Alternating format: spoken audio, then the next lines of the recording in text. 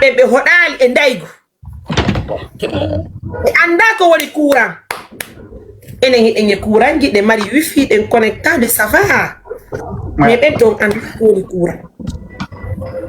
Vous imaginez? Mi addi ɓe appartement ni meuble ɗen sundum tawɗen ga sali ɗaɓɓuɗen julle ɗen ko 5 millions 800 000 ɓe yeyina hande nene men koye fotay joɗoto hande ɓe chambre maɓɓe kamɓe tañira e maɓɓe ɓe ɓiɗɗo maɓɓe on innano ɗo no feeti hande mo chambre e douche foppu no waɗa karo min sonni ɓe mbirangi men katti mi daali mi tawi ha jonno manki ko waɗi sen addi ɓen holniɓe ko laba en yoɓani ɓe suudu fi une année sen wallali ɓe heɓi fi aja Mariam koko wolɗangi fo e ngaɓa hen sérieux Allah yalti golle désolé je présente mes excuses là nani gasi e joni aray bonjour bonsoir tout le monde aray on fop on jarama ka live ɗo wonɓe tapotude wonɓe partage ude cuwano donc là Dr Black e Jammariam e lundi men fuɗɗino ɗo projet cuwano min fuɗɗino ɗo projet amen on ko honɗum ɓay meɗe wadde ɗo live ñande o ñande men fija men jala men waɗa piiji ɗin fo yimɓe kadi no arde ndara men min inni joni men décide mi waɗa quelque chose de bien cuwano on a beaucoup réfléchi min miijiti ke moƴƴa min miijiti ha men tawi Jammariam Touré goɗɗo noddima mi alama nande gonda si goɗɗo nodduma ja goɗɗo noddima on abbe mo arde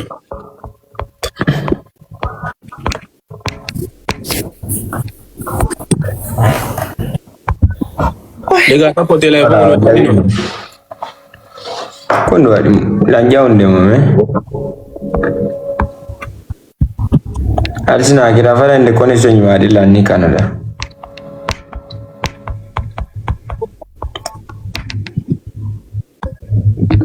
waɗuɗa komi wawata voilà no ari ko goɗɗo won lannodude quoi kono mi wolnimo on ɗo jettila nga ok au fait min miijiti ha men tawi meɗen mari visibilité moƴƴa yimɓe ɓen no darde mais yimɓe ɓen no apprécie live ji amen ni parce que meɗen wadde live mais yennata tu vois on partage la bonne humeur anden mo tu vois donc on a beaucoup réfléchi on a regardé ce que la sœur elle fait ko Jammariam Touré woni wadde kon on a apprécié et on apprécie tous sur les réseaux en fof ɗen yiɗi komo woni waɗugol kon donc on s'est dit menen kadi yo min organise ɗo menen ɗo tato mais waɗa live hara live on ko honɗum ko lundi tumi watta chaque lundi mais waɗa live min collecta mbuuɗi a faami ka min ittana tampuɓe menen kadi ande cuwano tampuɓe sonjiɓe cuwano annen mo fof quoi mi ƴetti ɗo exemple très frappant kadi sonjuɗo men moƴƴa ka haqqille quoi cuwano par exemple disons ɓe tournoɓe pese maynoɓe ɗo kono de mon directeur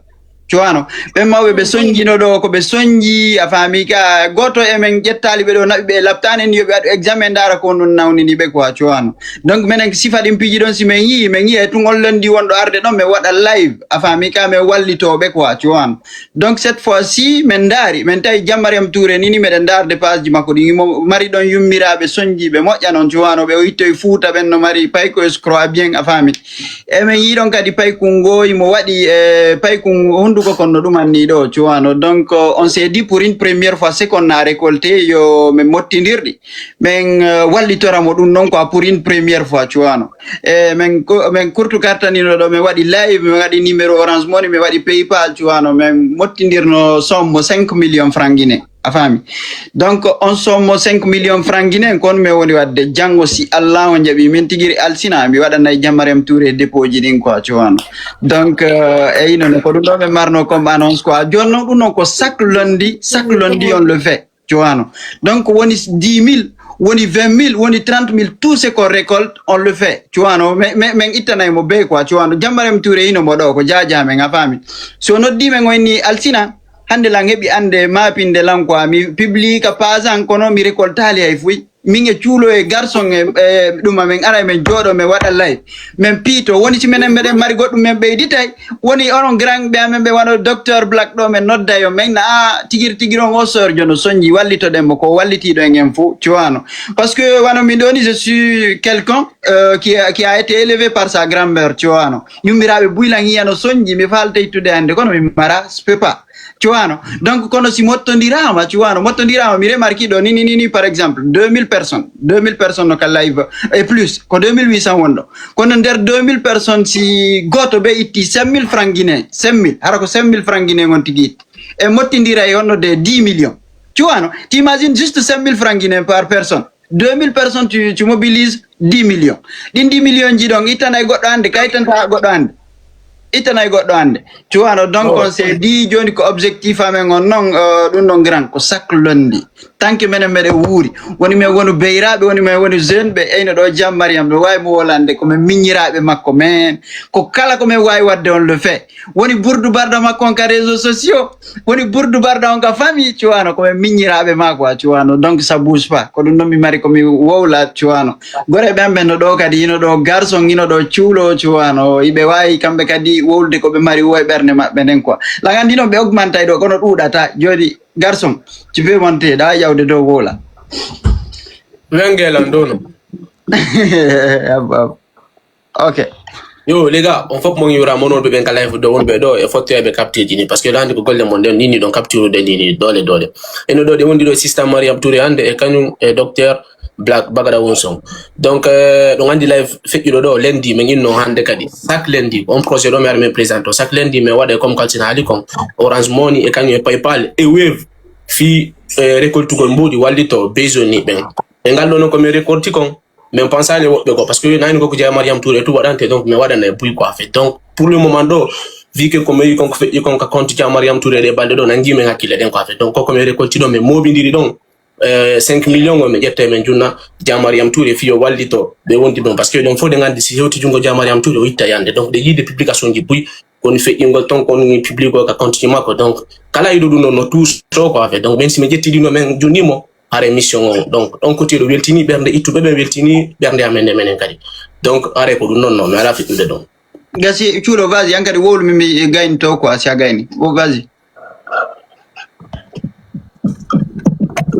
Mino me andao no me artista ko duma gasi da way wolu gol don vazi da way wolu gol don wolu don chulo vazi yo la famille aika aray onon do fo weltnamo be darde live on be tapuddo be partage de e grand docteur Black ka weltnama sista Jamare Maturo weltnama fota terminator ankadi a weltnama fota oiga menen kadi odo no sutende men mo walliti men quand même alla be dam ko wondo yittude ko aboynde ngabo ya juuta beydina balle dubi e cellal quoi o terminus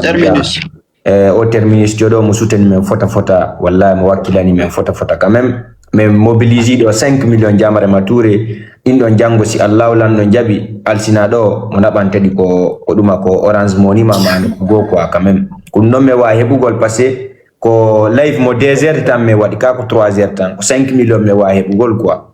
o ka joni dindon jango si Allah lan no jabi alsina nabanedi Jamare Mature o wallito da ber ko wa kon kankadi tanke me ngubini live ber ko hebi wo say woni edno wodi dum non si Allah lan no jabi me wada ber ko me waay kon quoi ko non mari ko mi ala ika darul gasi docteur Black angadi grand ay kade don OK haray ko mi wata halande on d'abord la weltani on mojjano on fo initiative abo mita micro nan OK yo senju de seda ko no de tulu joni aboit non mais ala nande Jono, vous m'entendez bien? Voilà. En fait, haray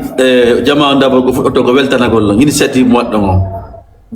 initiative on moƴƴi et puis ko message moƴƴo won don lancer parce que fionno hande jama on fop no do ande des jeunesse guinéen on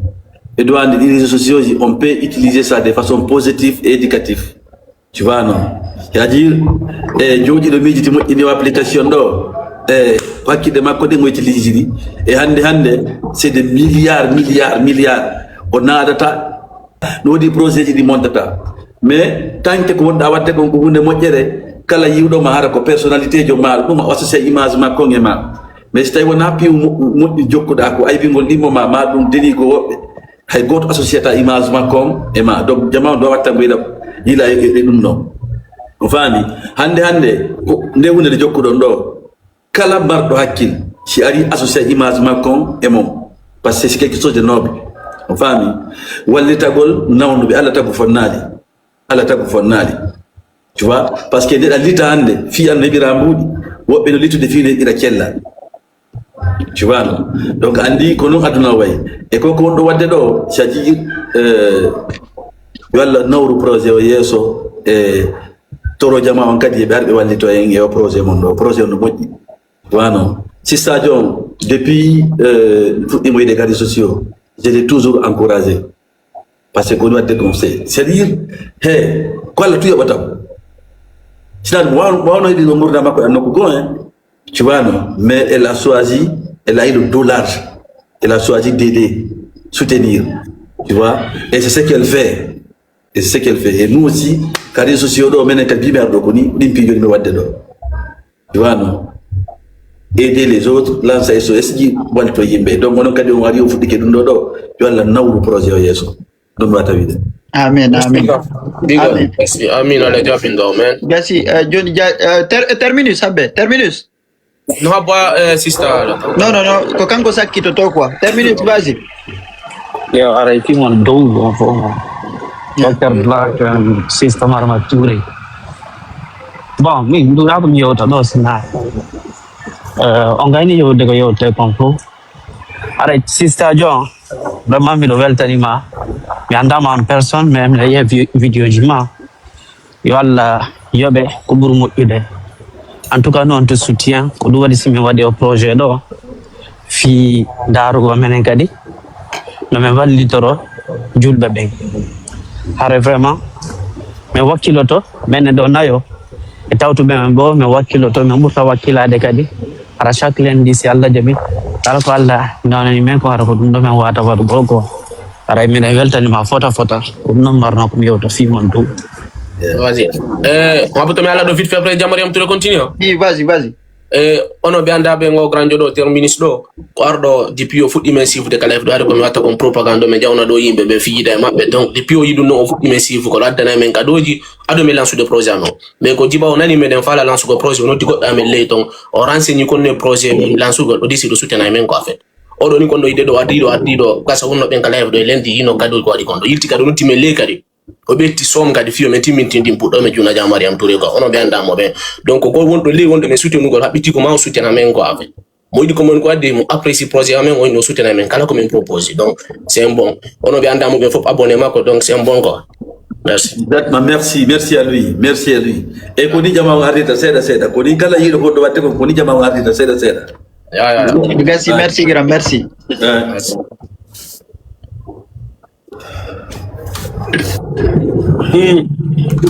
Jamariam Touré. Wassalam. Bien. En fait, mi yetta yon taw mi yetta julɓe Allah ɓen fof mi yetta kala ɗettuɗo tammu arika live woni siwde o live ɗo ni ɗo yettirimo hoore goɗɗo no ka live gayi mo yiwdelam mo noddude lan quoi woɓɓe goo mi anda ko no ɓe miijitorta hen billa mo rendi live et puis yani noon nini sa noddilam mitoto ko hara ittata ko hara ko fof kemi jippo. Ok, vas-y Diadia meɗen jentima. Et deuxièmement, grand bagage, regarde. En fait, je suis en train de voir comment formuler la phrase. Et franchement, il ne gueule pas que je suis. On peut être contente, n'est-ce pas? Mais en fait, je suis dépassée, en fait. Moi, contente là, ça me dépasse parce que je suis tellement comblée de joie. Je sais même pas dans quoi je suis, quoi. C'est pas le montant qui m'importe, hein. En fait, c'est la façon de faire les choses. Ouais, l'idée, l'initiative.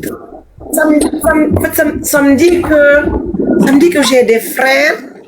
qui me chérissent, j'ai des frères qui m'aiment, j'ai des frères qui m'entourent. En fait, je sais même pas comment exprimer ma joie, je te jure. Parce que laisse-moi te dire une chose, Nani. Franchement, si je m'exprime que on la table degré comme verti con. Au verti ni la non, c'est parce que j'ai compris que il y a les Guinéens qui sont derrière moi. J'ai compris que il y a les Guinéens qui m'aiment.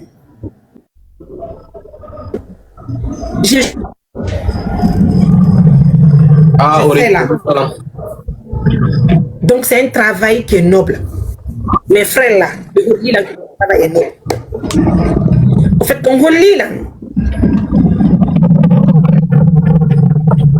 Connexion Macron quoi. Eh pays.